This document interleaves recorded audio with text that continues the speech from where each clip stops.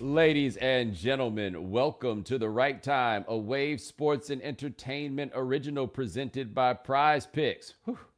My name is Bomani Jones. Thanks for listening wherever you get your podcast. Thanks for watching us on YouTube. Subscribe, like, rate us, review us, give us 5 stars. You only give us 4 stars, I'm inclined to believe you are a hater. We had a lot of NFL football action. We're going to talk about my Lions in a little while, allow me to get myself where I need to be, in the old ticker. It's been a lot. But we'll talk about the first game. It's the Ravens against the Chiefs. As many of you know, I went and watched that game at my buddy Nick's house. And I went to watch that game at my buddy's Nick's house, quite honestly, for y'all. If I'm going to be honest, right? I really did that for you guys. Like, I go to Nick's house often. Well, not as much in the last couple of years, but I go. And I watch football, but also his daughter, she's like 10 years old now. We got a rapport. We have a great time hanging out with each other. But the problem is, in the stressed out games, Nick can't even really allow her to be around. I think because he don't want her to see him like that. But the girl not deaf. So even though she downstairs cooking dinner with her mom or cooking lunch with her mom or whatever, she hear her daddy a maniac upstairs. Her daddy's such a maniac upstairs that one of my homies had rode the cellar up from Philadelphia. We were just hanging out, and I was like, okay, we can go watch the game at Nick's house. I ain't never had no problem bringing no friend over to Nick's house before, and I sent Nick a text. I'm like, yo, it's cool if I bring the homie, and he's like, I don't know. He knows there'll be no non-game talk, right? What? Like that was the thing. I was like, dude, man, he cool, man. He coming with me, right? So he's coming. At some point in the first half, one of Nick's other friends was there. I'm hollering at him. We talking. We go back and forth. We know each other a little bit through the years. And I was telling him about something that was going on with my life. I'm telling him about something that's going on with my life. This motherfucker in the red sweatsuit got the remote and turned the TV up. I'm dead ass, dog. He turned the TV up. Like, if you don't want to hear, that's fine. What about your man? He was engrossed in the conversation. But anyway, we was there. We was watching the game. It was very, very interesting, the way the game ultimately played out. And it was ultimately solidified on a throw at the end of the game where it's kind of like a cyclical moment for the season of sorts, because basically Patrick Mahomes reared back and threw it to Featherstone, and Stone Hands brought the ball in, and it's kind of like, oh man, all that faith that Patrick Mahomes had in him that I personally wouldn't have was rewarded in the end. Way to go, Featherstone. You made that happen. That was a good job.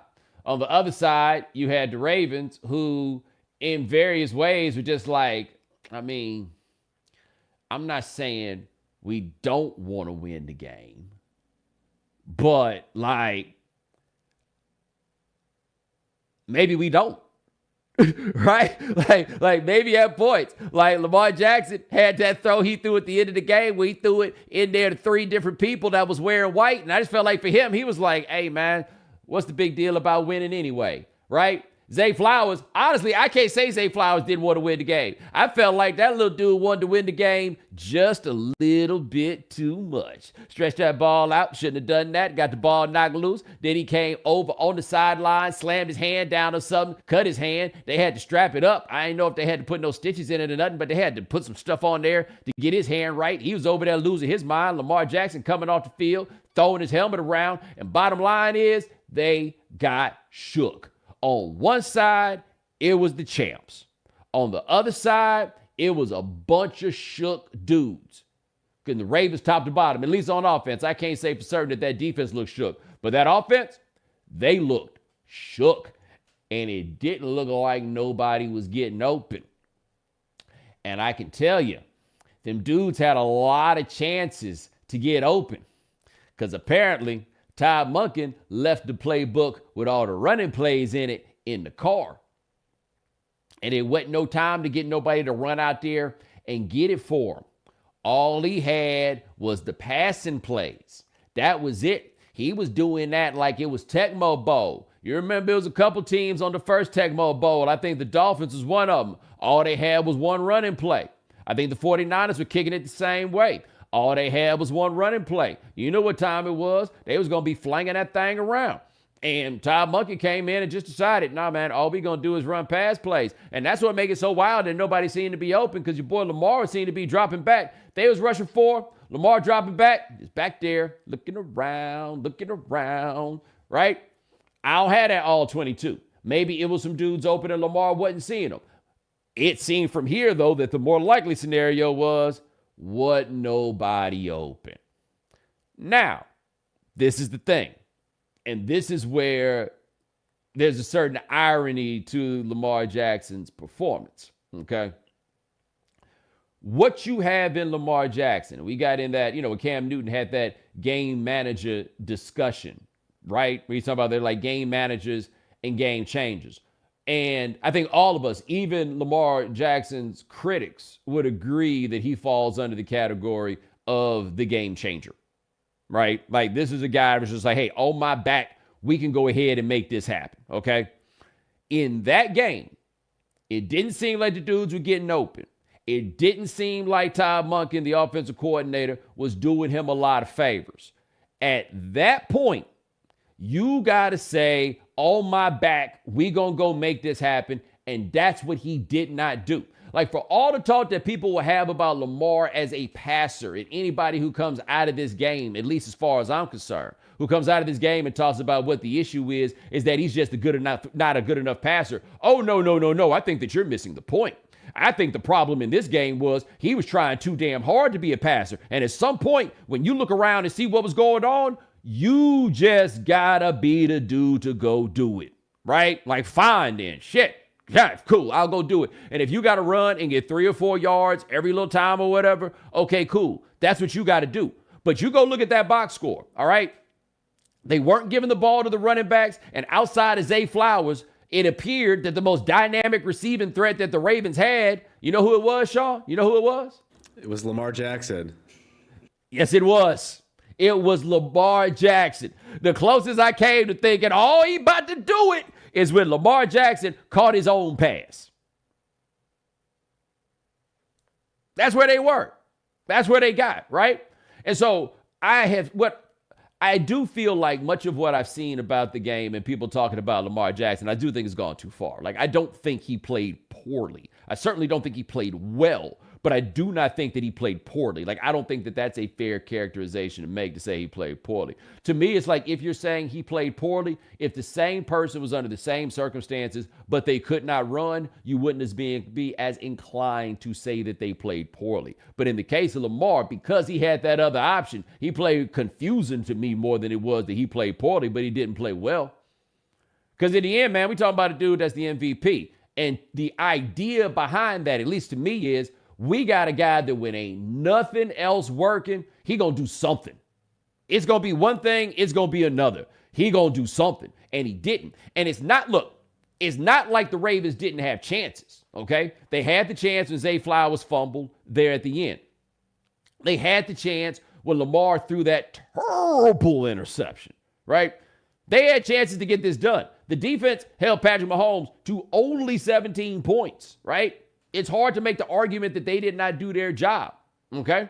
You could even make the argument if you were so inclined, and this is part of why I try to avoid using certain terms, right? One term I try to avoid using is when you get out here and say somebody, quote unquote, did enough to win, okay?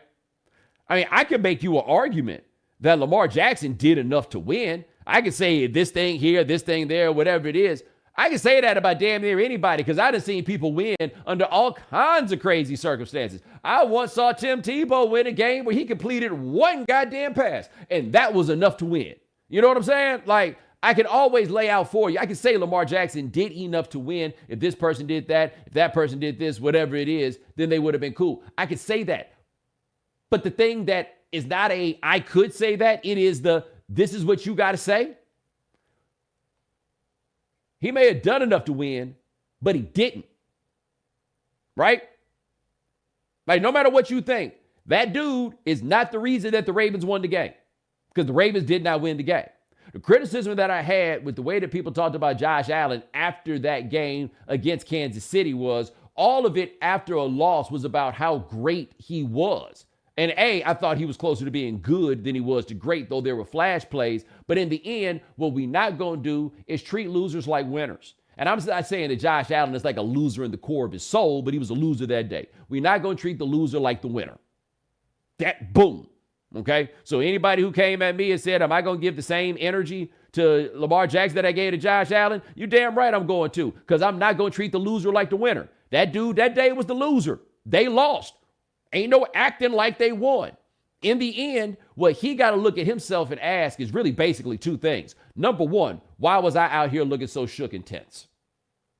Right? He said after the game, he wasn't frustrated, he was angry. Hey, man, ain't really no time for that when you out there playing and you losing, right? Like, you got to go figure that out. That's number one to me. Number two, why didn't you just do what you do? You know, like to me, very often it feels like with these dudes, especially the ones that they tell, hey, man, you know, but you got to become a real passer or whatever it is. You ain't got to do it that way. And if you want proof that you don't have to do it that way, go look at Josh Allen. Go look at Josh Allen, because that's the one good thing about it for him. I feel like Josh Allen, like, Sean, I don't know if I ever told you this, right? Somebody going to get mad at me for this, but I'm going to say it anyway. Have I ever told you what I think is like the greatest example and demonstration of white privilege? You have not. I'm excited to hear this. Hey, man, you play some music. White people can do whatever the hell they want to do with their arms, legs, and feet. It don't matter. It don't matter. Beat. What beat? I'm the beat. Right? I ain't got to stay on the beat. What for? I just want to be myself. White people get out there and do whatever it is, man. We just clap ball. Way to go. Just give it a try, right? That's what Josh Allen all. They look funny when I run or whatever it is, and they be telling people what you got to do to be a real passer. Psh, I ain't got to do that. I'm the beat. Right? This a real passer right here. Whatever it takes, I'm going to do that exact same thing. And so when Josh Allen get back there and they give him the room to run, he's not thinking to himself, or has not said to himself, man, I got to show these people I'm a real passer. It ain't nothing to that. He going to show these dudes he's Josh Allen, and he goes out there and get it done. And I tell you, the Ravens would have been much better off if that dude went out there and showed them that he was Lamar Jackson, instead of trying so hard to to pick them apart from the pocket. And look, and to be fair again, I don't know what it was looking like. I don't know if they had dudes that were just there waiting on him to run or whatever. I don't have the exact vantage of that. But I do know this. All that looking, that wasn't the game for that, right? Like, once it was clear that doing it like that wasn't really working, that wasn't the game for that. You had to be the one to go make it happen. The scheme wasn't going to make it happen. Them dudes wasn't going to make it happen. You was going to have to be the one to make it happen. And what makes him special is he the dude that can make it happen, and he didn't make it happen. That's it. That's what it comes down to. I don't think it comes down to anything larger about can he ever win a Super Bowl. I don't think that you can also do what people were doing with Josh Allen. Well, like, one day it's going to happen. No, you can't say that. This is one of the greatest regular season teams of all time, and they lost it. Ain't nothing guaranteed in this, right? And we thought it was guaranteed that Dan Marino would be back after he went his second year. Ain't nothing guaranteed in this. We ain't got to lie and go in those directions in order to try to make sense out of what happened in that game. But what you can say is a dude that seemed capable of a lot only seemed to do a little. And he going to have to answer for that. And he going to have to deal with that. And then while he's dealing with that, you can ask why in the world Todd Monken forgot how to run the ball. When you get a chance, you can get into that one too. Because that was crazy. Like, that looked like the Todd Monken from Tampa. Far more than the Todd Monken that we saw at Georgia. Right? I don't know why with Lamar Jackson, you thought that was the way to go. I got no idea, right? But a whole lot of people going to have to figure out a lot. But I can tell you one thing, they don't need to bother trying to figure out is what to do with Patrick Mahomes, because it just doesn't matter. It doesn't matter. Sean, I called that man Jordan. People get mad at me when I call that man Jordan. I just don't know how you come out of this. And by the way, that was not like a top-notch statistical performance from Patrick Mahomes. That was a nickel and dime game from Patrick Mahomes. And sometimes it be like that. And I just need to know, man, how you telling me you seen something better than this? I remember I texted you after the game ended, and I was like, he really is Jordan. Because like you said, it wasn't the best performance, but he got the win. And it was just another Patrick Mahomesian performance. Look, man, when he threw, you remember that time he threw the ball to Featherstone early in the year and Featherstone didn't catch it? And he said, yeah, well, I could have thrown it a little bit shorter so he had time to get under it. You remember that? Yeah, and a couple of weeks ago, he defended the refs, or he went against the refs rather than going against his own receivers. Yeah, but that particular play is important because what he did when Featherstone was open at the end of that game was take a little bit off of it so that he could run under it, right?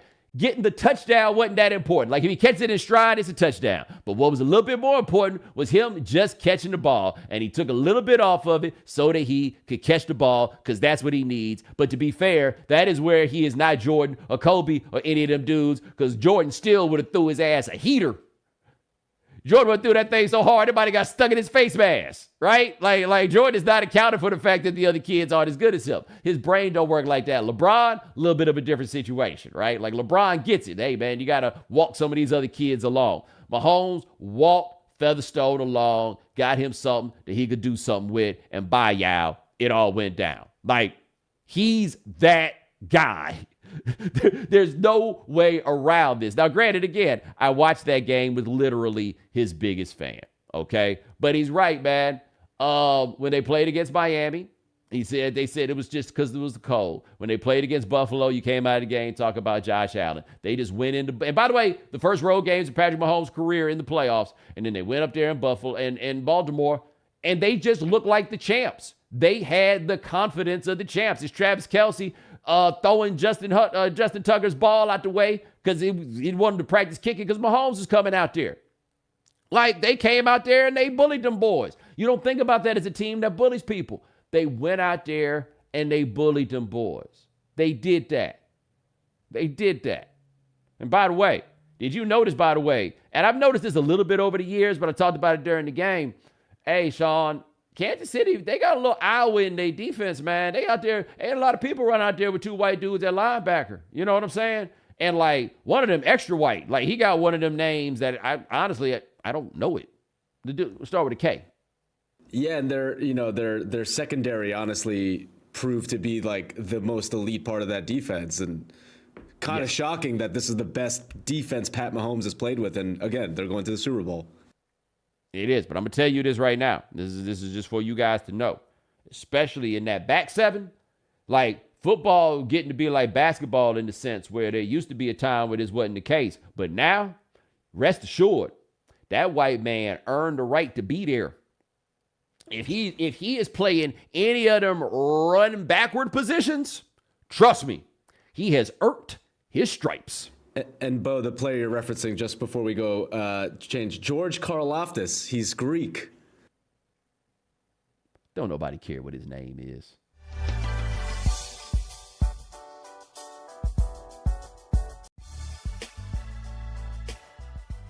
All right, man.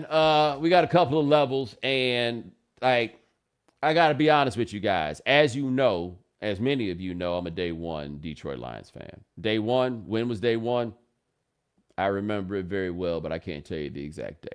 But anyway, I've been a day one on this. I've been there, and I know that a lot of y'all probably think it's a bit, and I understand that, like, when I was at Nick's house, it wasn't rating, but I got to tell you, man, when the Lions was making it happen in the first half, and they was making those big plays, I'm going to do the exact, I don't know how it's going to affect the sound, but I'm going to do the exact one. But you know what I'm talking about. Like when you be into a game and you start leaning forward and somebody get it done and you start clapping, but your clap is this one. You know that one? You know that one? You saw that look on my face. You be like, yeah, there we go, baby. There we go. It's that clap. It's not so much about applause. I don't even know what it is, but like it has a very particular sound to it. You know what it is? And I was there, man. I was there. They was up there throwing them boys around in the first half. Gibbs making them runs. They was making it happen. They was making it happen on defense. Old Brock Purdy was out there looking shook. Woo, boy, I was there, man.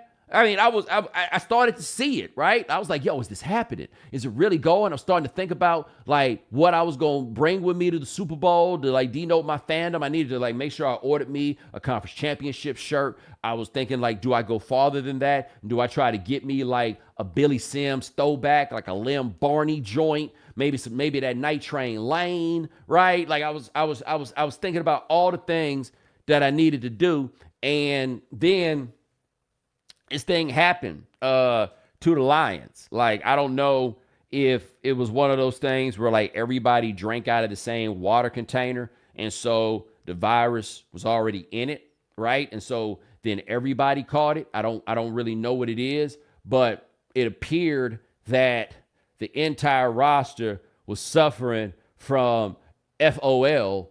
And FOL, for those of you who did not go to medical school, is a medical condition called full onset lemon booty. The lemon booty washed over that whole roster. Everywhere you went, booties was like, it's right there. Just the lemon booty just it took him down, man. It took them down. It really, really did. It really did. Like they've been working on a vaccine for it for a very long time. They haven't been able to figure it out. But it was just full. It was like full onset lemon booty. It was like they had lemon booty and they was doing deadlifts. You know what I'm saying? Like them booties was just all the way like just mashed tight. Like like every single one of them. I don't even know how they was able to walk. It's actually amazing. They played as well as they did, right? Considering what it was, man. And then on top of like, they had lemon booty, and then it was like in some ways the 49ers seemed like they had horseshoe booty because they lucky asses was just like them. That one ball hit the dude from the Lions in the head, and then it bounced off, and then IU got it. That's that horseshoe booty when that happened, right? And so like when you got lemon booty and they got horseshoe booty, it don't so much work. You know what I'm saying? Like it don't so much go together. And Dan Campbell went for it on those fourth downs. I got that. I love the way the team seemed to respond to that. They're like, yo, we should have had it, right? The thing with Dan Campbell, it relates to him going for it on fourth down, and also when they ran that ball on third down at the end. I don't think in the end that was going to really matter, but I understand the argument about why you should have passed just in case. And the reason that he going to run that on third down is very simple. It's the same reason he did that other thing, going for those fourth downs. Y'all out here thinking about, well, what if you don't get it? And Dan Campbell is not viewing those plays as we're going to try to convert fourth down. He's looking at it as we about to convert this fourth down. That was it. And on the first one, had the play, dropped the pass, another that FOL. Now that's the one question. I understand that Dan Campbell is not a doctor like I am. But that is the one question, is that whether or not he should have recognized the presence of the FOL. And if he had recognized the presence of the FOL, he should have known maybe these cats wasn't able to handle these passes and these plays and these moments, right? Like, that's the one argument that you can make, man. But no, I loved it, man. I loved it. But I'm not going to, Sean, I'm being dead serious here. Like, I felt it, man. I felt it. I was a little, yeah, man, I kind of felt it. Did you feel it? I kind of felt it. I kind of felt it. I think everyone kind of felt it. Yeah, but I don't know if they felt it like me, man. Like I was really, like, as it was fading away, I really felt like a measure of disappointment. I'm going to talk a little bit more about it a little later, but I am going to say this right fast. And that is, I had somebody on Twitter say to me that I brought my bad Atlanta Falcons luck with me, and that's what happened in the second half of that game. And I just wanted to say, if you root for the Lions and you would ever say that to me, you got some nerve. You got some nerve. Y'all ain't never get this far till I showed up. What are you talking about? I'm the best. You talk about all this Dan Campbell, right? All this Brad Holmes, Miss Sheila, all these new, no. Y'all ain't really start seeing no results till your boy got here. Right. Say what you want about the Falcons, but they've been to Super Bowls. I think rather than saying I brought bad luck, I might be the luckiest thing that ever happened to y'all. Now, if for whatever reason, y'all's Walter Payton Man of the Year got caught soliciting a prostitute the night before the game and then got burnt in the game, okay, blame that on me. I'll take that. I recognize that falls on me, okay? But in line with what I said last week, I don't really want to be out here talking too much about the teams that did not win in the time of the teams that did win. And all right, this is what we got to talk about with the 49ers in this game. They won this game for a very, very simple reason. Brock Purdy went out there and did it. That's why they won that game. Again, he had a bit of a case of horseshoe booty. He had some horseshoe booty in the first half too. Like, it could have been worse. And he gets by on some horseshoe booty stuff quite often. But in the end, all that stuff I felt like I was talking about with Lamar Jackson, and you dropping back and there's nobody open, but you got to go out there and find a way to make it happen. Brock Purdy did that. He did that. And the question that you have about a quarterback, to me, about whether a team can win a Super Bowl with a quarterback, is when a game like that comes up, can that dude do it? And so I feel confident that Lamar Jackson can do it, but he hasn't. All right? I wasn't sure if Brock Purdy could do it, and he did. Boom. It's right there. Like all that stuff I've talked about before on this show about how you got to stop talking about Brock Purdy in the context of being a game manager, because that game manager is a mentality and he ain't got it. He absolutely believes that the play got to be made. He's going to be the one to go ahead and make it. He does not have the fear of you saying it's your fault that we didn't get it done. You did a little bit too much and you couldn't make it happen. He's not afraid of that being the end result. He's not, and that's huge. And he went out there and he got it done.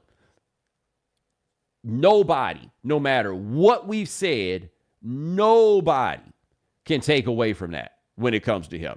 And he deserves, to me, all the credit in the world under that situation. Now, I don't necessarily know how that's going to help or affect or whatever it is when they get to the Super Bowl. But I know for that game, he did it.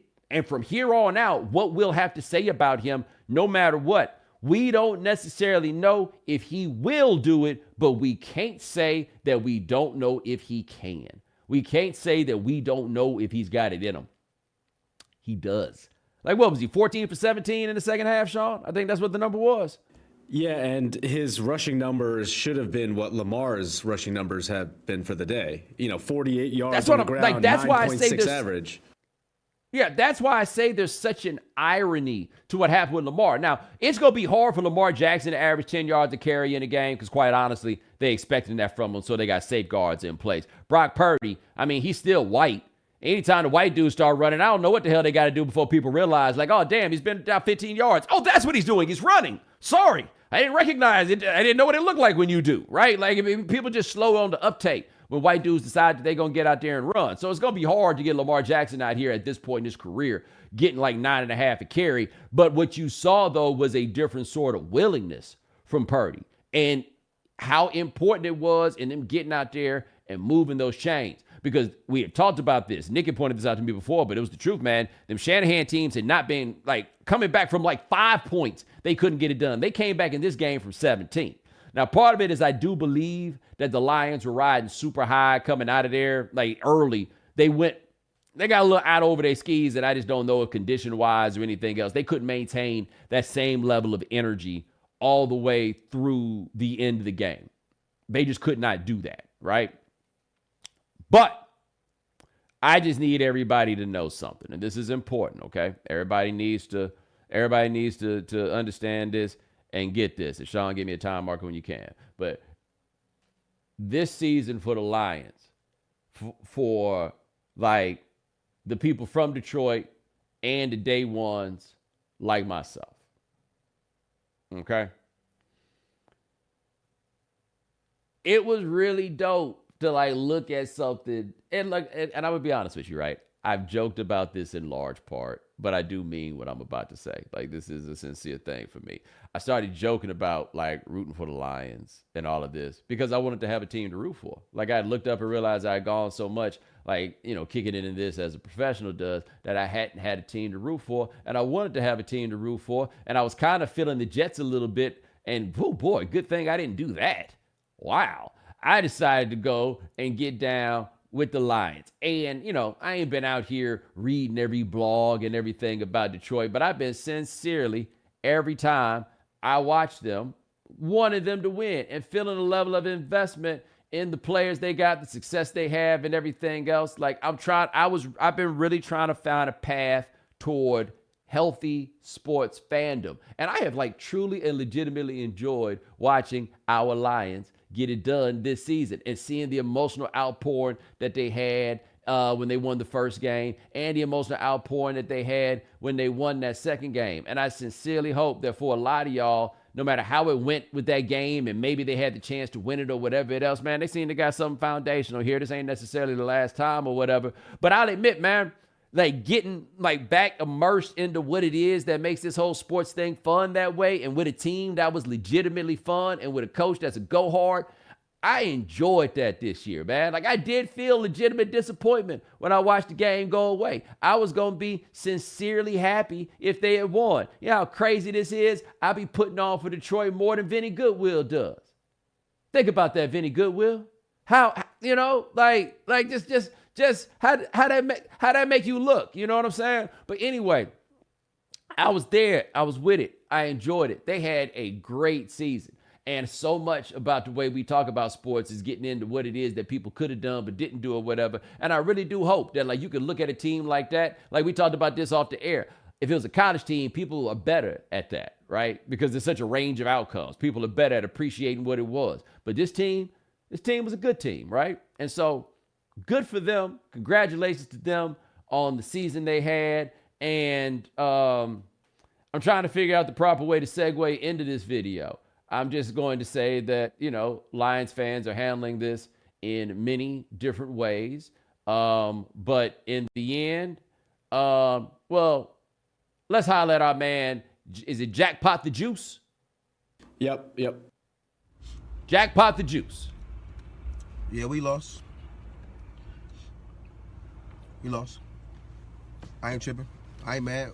We got next year. What y'all not gonna do is act like we just didn't go crazy this whole season. That's what I'm saying. All of a sudden, we had millions of fans today. I was one of them. We blew a 17-point lead at half, but shit, we played the 49ers. I broke my fucking glasses, but oh no, we just gonna clap it up for the Lions right now, man. That's right. We did our thing. Clap it up. We did our thing. Clap it up. We did our thing. Yes. We did our thing. Yes. Fuck! Oh no, that took a turn. Shit! No.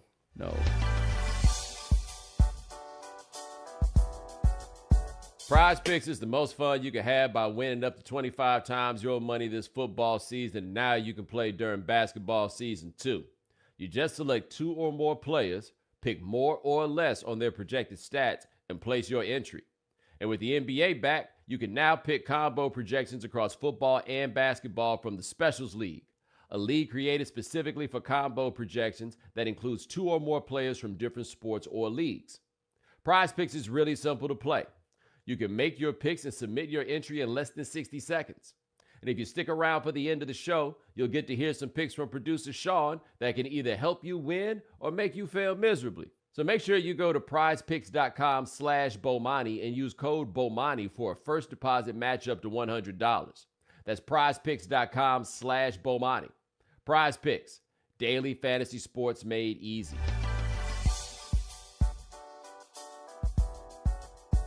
This episode is brought to you by BetterHelp. It's a new year, which means it's time for everyone's New Year's resolutions. We tend to get obsessed with how to change ourselves instead of just expanding on what we're already doing right. This year, let's stop the new year, new you talk and focus on things we want to keep the same in 2024. Whether you found a consistent workout routine, a healthier diet plan, or decided to read more, let's continue the things we did well last year into the new year. Therapy helps you find your strengths so you can ditch the extreme resolutions and make changes that really stick. It's helpful for learning positive coping skills and how to set boundaries. It empowers you to be the best version of yourself.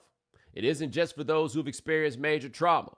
If you're thinking of starting therapy, give BetterHelp a try. It's entirely online, designed to be convenient, flexible, and suited to your schedule. Celebrate the progress you've already made. Visit BetterHelp.com/Bomani today to get 10% off your first month. That's BetterHelp, HELP.com/Bomani. We know you can't be on top of all the news and information of the day. No need for the social media feeds. We got you. Now, if you haven't heard. Hey, Sean Wright fans, John Solo in the chat said Detroit is basically a most shitty Cleveland. And I'm going to have to say this, all right? I've been to both places, but I haven't been to either one for very long. But I tell you this, when I was in Cleveland, I stayed in a DoubleTree that didn't have cookies. And I just I just feel like that's a relevant detail to bring up when you start making such comparisons as you have here. I just feel like we need to throw that out there. There's a DoubleTree, and it ain't because they ain't had cookies that day. Apparently, they ain't had cookies for a long time. For a long time. All right. So, anyway, Sean, let's tell people about the larger world. All right, our first story comes, it's about gummy vitamins. Hey, I'm Jacob Stern, a staff writer at The Atlantic, and this week I wrote about gummy dietary supplements. These things basically didn't exist 25 years ago, and now it can feel like they're everywhere. The gummy supplement market has been growing like crazy in recent years, and it's expected to double again by 2027.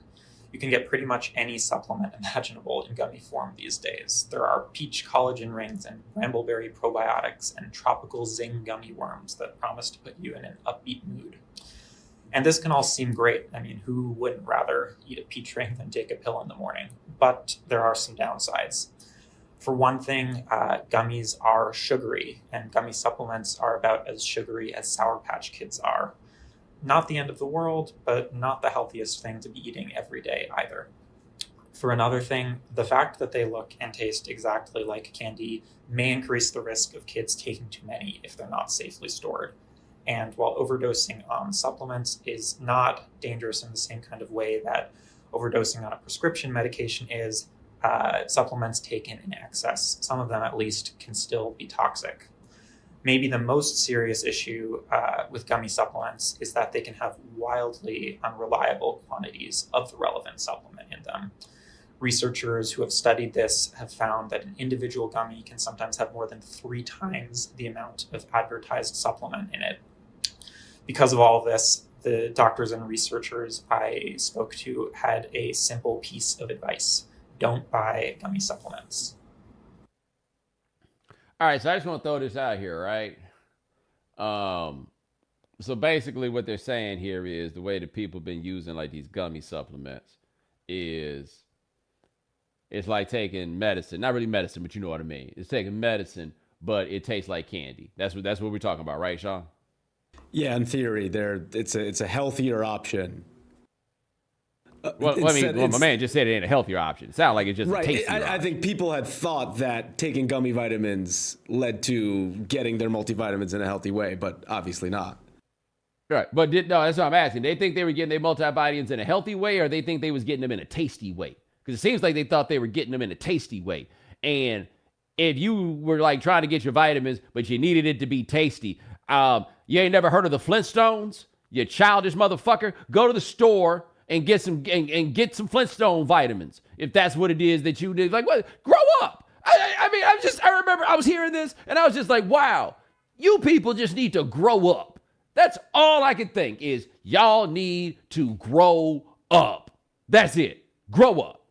This comment from the regulator on YouTube says medicine should never taste good. And that's what I've always believed.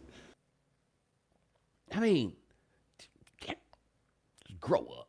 That's all I got. Grow up. Our next, if you hadn't heard, submission comes from the Business Insider, and it's about the gender gap in Gen Z. Something strange is happening between Gen Z men and women. Over the past decade, poll after poll has found that young people are growing more and more divided by gender on a host of political issues. Since 2014, women between the ages of 18 and 29 have steadily become more liberal each year, while young men have not.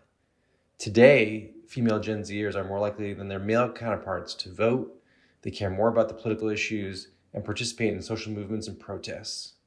While the gender gap is an enduring feature of American politics, at no time in the past quarter century has there been such a rapid divergence between the views of young men and young women. Part of the growing divide is being caused by feelings of insecurity and displacement.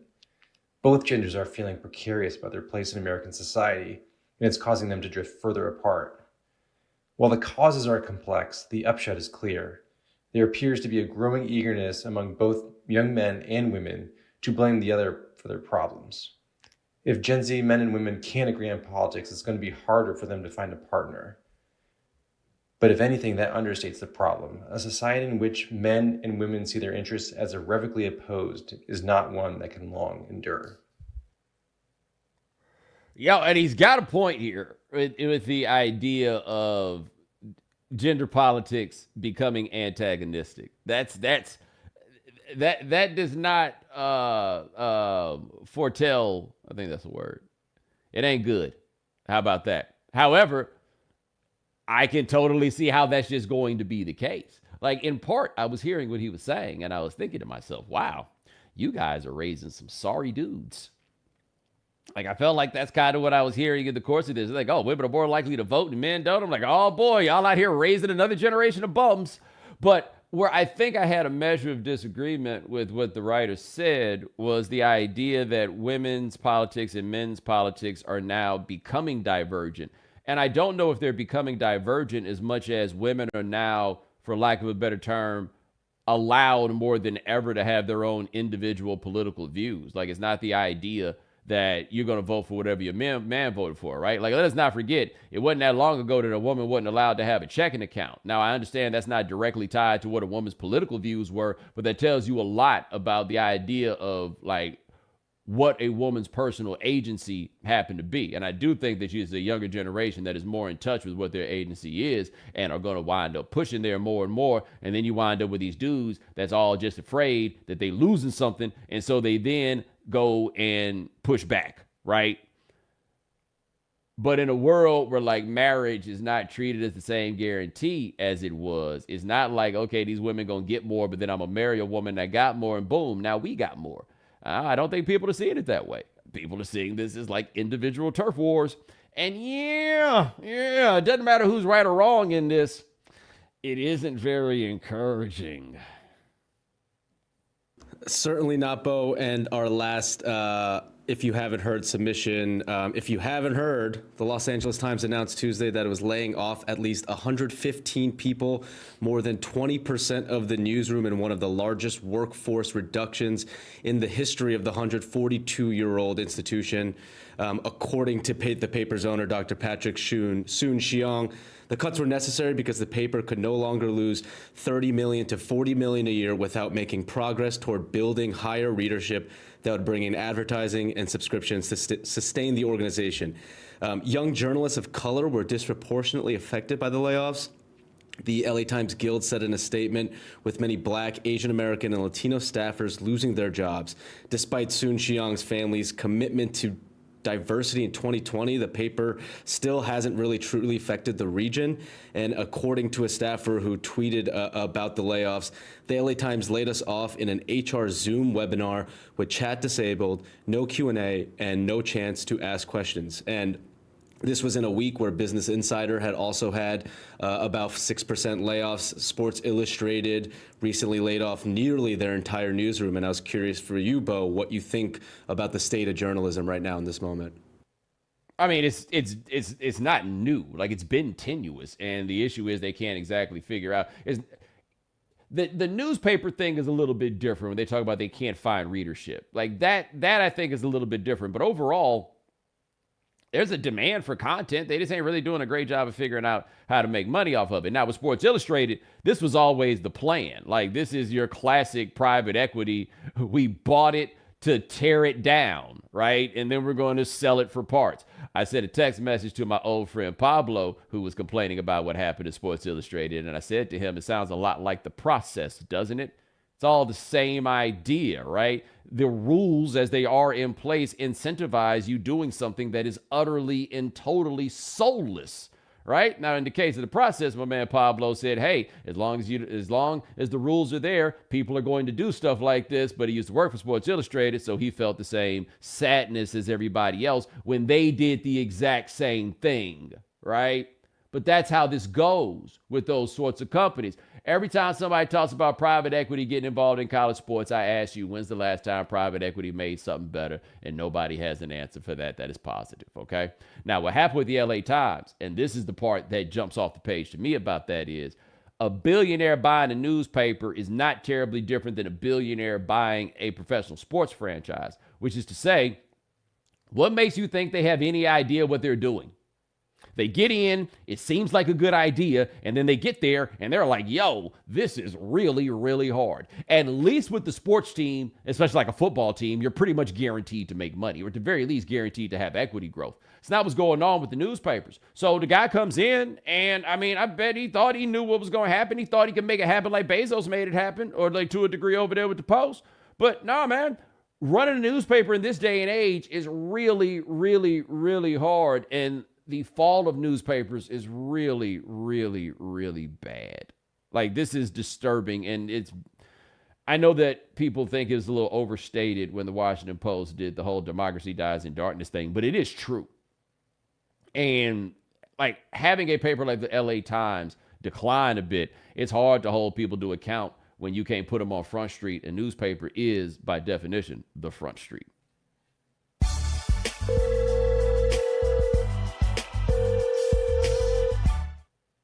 Again, shout out to the Right Time audience who submitted a ton of stories on when you squared up with your pops. Let's get this first one from Lorenzo from New York. Bomani, this is Lorenzo Brown from New York, calling to tell you about that time that I tried to square up with my pops. Well, I was about 18 years old, had just returned from Marine Corps boot camp in Parris Island, South Carolina. Now, mind you, this was back in 1979 when the method of creating killing machines, as they called us back then, was that the drill instructors were allowed to physically abuse and manipulate the Marines back then. Well, I got back from boot camp and I thought that I was a hard-charging, leatherneck killing machine ready to go to war for the U.S. of A. And I wanted to try out my new skills on my dad. And I told my dad, I bet you I can take you. My dad said, I tell you what, I'm going to get down on all fours and you get me into whatever hole or chokehold or whatever situation you want to, and we'll figure out what you got. Well, I got my father in what I thought was the best position I could ever get him in. That was a full Nelson. And he said to me, are you ready? I said, yes. Bomani, the next thing that happened was I just heard a rumbling and a thumbling and a thudding as though I was listening to it in third person, not even realizing that rumbling and that tumbling was me being flipped and flopped and flown through the air. And when I came to myself, my father was sitting on my chest with his hands around my neck, yelling. And I didn't understand the words that were coming out of his mouth because I was just coming out of a stupor.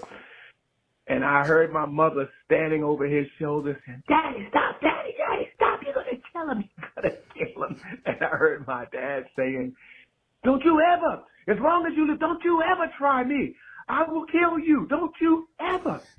Bomani, I am 62 years old. My dad is 85, I believe it is at this point. And until this day, I will never, ever, ever try that man as long as I live. That's my story. And it's as fresh in my mind as though it was yesterday. Peace out. What I love about this is clearly that man didn't even need to be so mad about it because he had the situation under control, but he was so furious. He was willing to go through, like, he gave you he spotted you the points, right? And you would think you would not think that meant he would still be so mad about this game. Gabe Shaw, he was so mad. I love that, he was like, once I got out of the stupor, I was like, I think your dad was the one in the stupor. He said at once he couldn't understand his dad, but he could understand his mom, and then he could understand his dad. Oh, man, that's rough. That's rough. What we got next? All right, here's one from Corey from Chicago. What's up, Bo? It's Corey from Chicago. So, first time I tried to square up with my pops, I didn't even try to square up with him. My pops wasn't living with me at the time, and it was me and my mama, and I was going at it with my mama, going back and forth, and I'm cussing. And she like, yeah, just keep on going at it. I'm just going in at her, not knowing that my pops was on his way. My pops kicked down that door, come in. This ain't a whooping. I had to be about 13, probably at the time. This ain't whooping time. This is straight hands. Pops come in, just put the flams on me, man. I mean, just fist, foot to ass, got my ass whooped by my pops. I knew then he wasn't nothing to be messed with, right? So that was the first time I got stumped out by my pops. So second time, I had to be about, I think I was probably 18, 19 years old. I played college football, played NAIA ball. That's not the point. Playing college football, got some weight on me. Now, mind you, Bo, I'm 6'2", about 285, 290. My pop, 6'4", 300. Big dude. And he's born in the 50s, so, you know, that 300, that's all in his hands and feet. So, me and him getting to it over something. And I'm knowing now, he older. My pop's like 35 years older than me. He older than me, him going at it. He started going on his little crazy rants and stuff. So I'm like, oh, I can get him now. So me and him immediately started throwing hands. And Bo, gotta say, I beat him. We going back and forth. I get him on his ass. My mama pulled me up off of him. Tell me get on up out the room. I'm getting up out the room. I'm thinking the fight over with. Little did I know, the fight wasn't over with. Pops come out with a pistol. I take off running. Now, was my pops going to shoot me? Probably not. But was I willing to try it? Hell no. And to this day, my pops almost 70 years old. I will never try that man for that. Love the show, Bo. Keep doing what you do. Peace. Hey, man, Pops had to let you know. Like, you may have won the fight, but he was not ready to move out of his own house. The whole dynamic was not going to change, right? Like, you won that fight. Okay, but he had to reassert the dynamic. And the dynamic was reasserted. Woo, that's funny. All right, Bo, our last one is a kind of reverse of this situation. Hey, Bo. So I know I called in years ago with the time I tried to try my pops. But I'm finna hit you with the reverse side of it. That time my son tried to try me. So he had disrespected his mama. He had got in trouble in school, got suspended. So he talking with his mama. He had called his mama out her name. So she just said, you know what I'm saying, when your daddy get here, he gonna hear about this. And he was like, I don't care, you know, so whatever, all right. So I'd have been at work all day in the sun because I work outside. So I got to the house, and she told me what happened. So I bust his door open and say, what the hell happened? And he trying to explain the story to me. And you know what I'm saying? And he like grabbed a hold of me for some reason. So when he did that, I just punched that motherfucker in the gut. He threw up all over the place. So, you know, I told him to pick that stuff up, clean all that shit up. And I said, you didn't disrespect your mama. You disrespected my wife. You ever do that again, I'll fucking kill you. I don't give you care if you my son or not. But anyway, bro, that's the story. That's the story. Love the show. Keep doing y'all thing. Yeah, keep it up. Yeah, nah, that's the distinction that the young boy doesn't understand under those circumstances is it's not about your mama at that point. It's about his wife. Now that you ain't know his daddy was on the way thing. That's the boys that I told you about my homeboy who said that he grew up in the Bay. He got into it with his mom and he rolled out, staying out late past when he was supposed to. And then he walked back in the house. He said his mom was sitting on the couch. His mom was sitting there and he looked at her. She was just reading something. He looked at her and just went like this. Threw his hand up. Just kept on walking past. Said he walked in that room, turned on them lights, and his pops was there. His pops lived in L.A., Sean. That is insane and terrifying. His pops lived in L.A. He said his pops heard what was going on.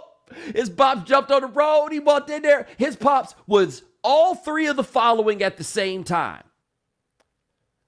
A bodybuilder, a Black Panther, and now he a preacher. He said his pops got him by the neck and put him on the wall, and his feet was dangling. Dangling. He thought he had it. He really did. Probably drove 200 miles down the highway to get there in time, too, you know? Oh, no. He must have been like, I feel like his pops have been waiting his whole life for this moment. Like, I feel like you dads be waiting. I'm going to just have that one chance. I'm going to only have to do it one time. I'm going to only get to do it one time. But I'm going to do it one time. Whew. But hey, Ladies and gentlemen, thanks so much for joining us here on The Right Time, a Wave Sports and Entertainment original presented by Prize Picks, which means, Sean, pick prizes for the people. We got some pick prizes for the people. Basketball slate tonight. Kawhi Leonard, 10 rebounds and assists. I'll take more there. Jared Allen, who's been on a nice run, 11 boards. I'll take more there. And Anthony Edwards, 38.5 points, rebounds, and assists. I will take more there as well. All right. Now, that's Sean Yu. He handles everything behind the scenes. Thank you, sir. Also, thank you to our If You Haven't Heard contributors. Thanks to Jacob Stern of The Atlantic. Check out his story about how gummy vitamins are just candy at theatlantic.com. And thank you to Daniel Cox, the director of the Survey Center on American Life. Check out his story in Business Insider about the gender gap in politics amongst Gen Z. Remember, follow The Right Time. Rate us, review us, subscribe, like, give us 5 stars. You only give us 4 stars, I'm inclined to believe you are a hater. And we'll talk to you guys in a couple of days. Take it easy.